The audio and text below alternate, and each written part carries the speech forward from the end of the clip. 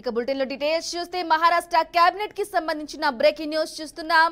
మహారాష్ట్రలో కొత్త మంత్రివర్గం కొలువుదీరింది। దేవేంద్ర ఫడ్నవీస్ నేతృత్వంలోని మహాయుతి ప్రభుత్వంలో కొత్త మంత్రులు ప్రమాణ స్వీకారం చేశారు।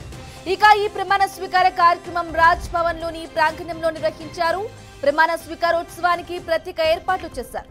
అయితే మహాకూటమి ప్రభుత్వంలో బీజేపీకి చెందిన 19 మంది, శివసేనకు చెందిన 12 మంది, నేషనలిస్ట్ కాంగ్రెస్ పార్టీ ఎన్సీపీకి చెందిన 9 మంది మంత్రులు ప్రమాణం చేశారు।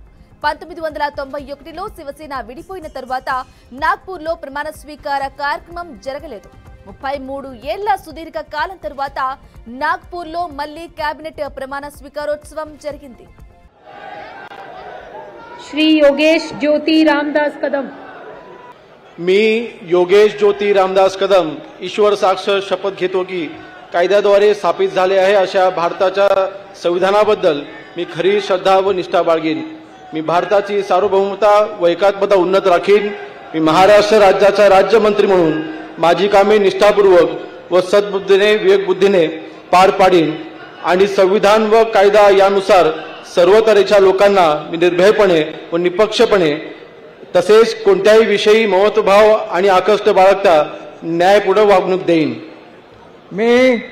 मी योगेश ज्योति रामदास कदम ईश्वर साक्ष शपथ घेतो की महाराष्ट्र राज्याचा राज्यमंत्री म्हणून माझ्या विचारार्थ आणली जाईल अशी किंवा मला ज्ञात होईल अशी कोणतीही बाब असा राज्यमंत्री म्हणून माझी कामे यथायोग्य पार पाडण्यासाठी आवश्यक असेल ते खेरीज करून एरवी मी कोणत्याही व्यक्तीला किंवा व्यक्तींना प्रत्यक्षपणे व अप्रत्यक्षपणे कळवणार नाही किंवा त्याच्याकडे उघड करणार नाही। जय हिंद, जय महाराष्ट्र, जय भीम, जय शिवराय।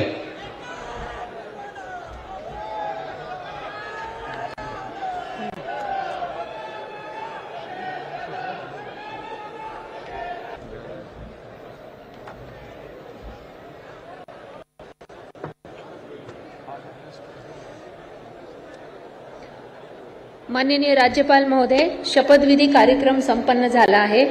आता कृपया सर्वांनी राष्ट्रगीत साठी उभे राहावे।